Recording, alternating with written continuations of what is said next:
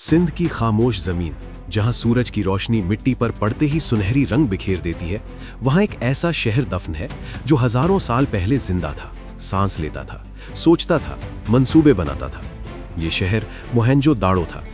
एक ऐसा शहर जिसने तहजीब के उरूज को देखा, मगर तारीख के सफहात में अपने बादशाहों के नाम दर्ज ना करवा सका। आज भी उसके खंडर खामोशी से सवाल करते हैं। कहा जाता है कि जब दरियाए सिंध अपनी मौजों के साथ जिंदगी बांटता था, तब मोहनजोदाड़ो एक जिंदा जागता शहर था। सुबह के वक्त सूरज निकलने से पहले ही गलियों में हरकत शुरू हो जाती। ईंटों से बनी सड़कें जो सीधी लाइन में एक दूसरे को काटती थीं, किसी जदीद नक्शासाज के जहन की पैदावार लगती थीं। हर घर अपनी जगह मुकम्मल, हर रास्ता अपने मकसद में वाज़ेह। ये कोई मामूली बस्ती नहीं थी, ये एक मुकम्मल मंसूबाबंद शहर था। ऐसा शहर जो आज से तकरीबन 4500 साल पहले वजूद में आया, मगर आज के कई शहरों से ज्यादा मुनज़्ज़म था। मोहनजोदाड़ो की ईंटें आम ईंटें नहीं थीं। हर ईंट एक खास नाप तोल के मुताबिक बनाई जाती थी। इससे जाहिर होता है कि यहाँ किसी न किसी दर्जे पर मायारी निज़ाम मौजूद था। मगर हैरत अंगेज बात यह है कि ये मायार किसी बादशाह के हुक्म से नहीं, बल्कि इज्तमाई शऊर से कायम था। ये ईंटें आज भी खामोशी से गवाही देती हैं कि ये शहर इत्तेफाक से नहीं बना, बल्कि सोच, अक्ल और इज्तमाई नज़्म से वजूद में आया। जरा तसव्वुर करें, एक नौजवान कुम्हार अपनी वर्कशॉप में बैठा मिट्टी को घूमते हुए पहिए पर रखता है।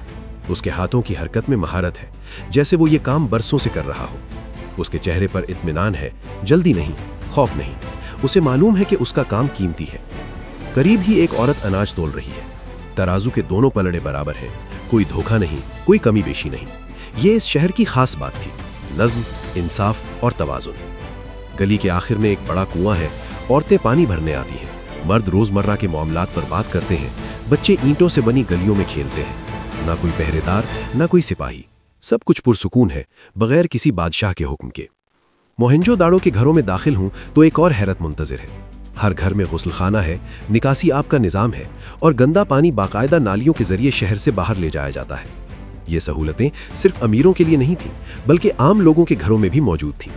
ये इस बात का सबूत है कि ये शहर तबकाती फ़र्क को कम से कम रखने पर यकीन रखता था। दुनिया की अक्सर कदीम तहजीबों में हमें बादशाहों के नाम मिलते हैं। मिस्र में फ़िरौन, मेसोपोटामिया में बादशाह, चीन में शहंशाह। मगर मोहनजोदाड़ो में खामोशी। ना कोई शाही महल, ना कोई ताज, ना कोई तख्त। आसार कदीमा के माहिरीन ने पूरे शहर को खोद डाला, मगर कहीं भी किसी बादशाह का मकबरा ना मिला, ना कोई मुजस्समा जो किसी हुक्मरान की अजमत बयान करे। ये सवाल आज तक मुअम्मा बना हुआ है। क्या मोहनजोदाड़ो बगैर बादशाहों के चलता था? कुछ माहिरीन का ख्याल है कि यह शहर किसी इज्तिमाई निज़ाम के तहत चलता था।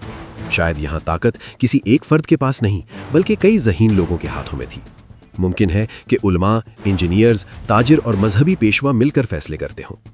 यहाँ ताकत का इजहार तलवार या फौज से नहीं, बल्कि नक्शों, नापतोल, कवानीन और दयानत से होता था। शायद यही वजह है कि यहाँ किसी बगावत या खाना जंगी के आसार नहीं मिलते। मोहनजोदाड़ो का सबसे मशहूर हिस्सा अजीम गुसलखाना है। ये कोई आम तालाब नहीं था, पक्की ईंटों से बना, पानी के रिसाव से महफूज और बाकायदा सीढ़ियों के साथ। ये जगह शायद इबादत, तत्हीर और रूहानी सुकून के लिए मखसूस थी। यहाँ लोग शायद इज्तमाई तौर पर आते, पानी में उतरते और खुद को सिर्फ जिस्मानी नहीं बल्कि रूहानी तौर पर भी पाक करते। ये मजहब ताकतवर था, मगर इसका कोई बादशाह नहीं था। मोहनजोदाड़ो के ताजिर सिंध तक महदूद नहीं थे। आसार से मालूम होता है कि यहाँ से सामान मेसोपोटामिया तक जाता था। वहाँ मोहनजोदाड़ो को मिलोहा के नाम से जाना जाता था। मोहरें मिली हैं जिन पर बैल, शेर और दीगर जानवरों की तस्वीरें हैं। ये मोहरें शायद शनाख्त, मुआहिदे और एतमाद की अलामत थी। यहाँ तिजारत धमकी से नहीं, भरोसे से चलती थी। मोहनजोदाड़ो में हथियार ना होने के बराबर मिले हैं। ना बड़ी दीवारें, ना जंगी किले, ना फौजी बैरक। ये इस बात का वाज़ेह सबूत है कि ये तहजीब जंग पर यकीन नहीं रखती थी। यहाँ के लोग शायद जानते थे कि जंग वक्ती फतह देती है, मगर अमन दायमी तरक्की लाता है। मगर वक्त किसी का इंतजार नहीं करता। दरियाए सिंध का रुख बदलने लगा, कभी शदीद सैलाब, कभी तवील खुश्कसाली। शहर जो पानी पर इन्हिसार करता था, आहिस्ता आहिस्ता कमजोर होने लगा। गलियां जो कभी बच्चों की आवाज़ों से गूंजती थीं, खामोश होने लगीं। कुएं सूखने लगे, तिजारत रुक गई, लोग हिजरत करने लगे। तसव्वुर करें, एक बूढ़ा शख्स अपने घर के दरवाजे पर खड़ा है। उसके सामने वही गली है जहां उसने बचपन गुजारा था, जहां उसके बच्चे खेले थे। मगर अब ना हंसी है, ना रोशनी। वो जानता है कि ये शहर अब उसकी हिफाजत नहीं कर सकता। वो मुड़कर देखता है आखिरी बार और फिर चल पड़ता है। शहर खाली हो जाता है, मगर उसकी रूह मिट्टी में दफन हो जाती है। सदियां गुजरती रहीं, रेत, मिट्टी और वक्त ने सब कुछ ढांप लिया। लोग भूल गए कि यहाँ कभी एक अजीम शहर था। दास्तानें मिट गईं, नाम गुम हो गए। फिर 20वीं सदी में कुछ ईंटें जमीन से बाहर झांकने लगी। खुदाई हुई और दुनिया हैरान रह गई।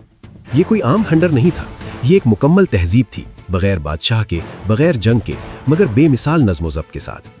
माहिरीन ने नक्शे देखे, नालियां गिनी, घरों का जायजा लिया और एक ही सवाल पर आकर रुक गए, ये सब किसने चलाया?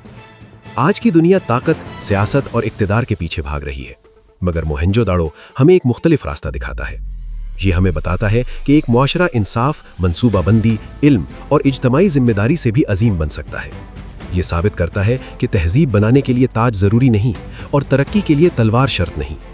मोहनजोदाड़ो आज भी खामोश है, मगर उसकी खामोशी शोर मचाती है। ये हमें तारीख का सबसे गहरा सवाल देती है, क्या इंसान इक्तदार के बगैर भी तहजीब बना सकता है? शायद मोहनजोदाड़ो का जवाब आज भी मिट्टी के नीचे से आ रहा है। हाँ,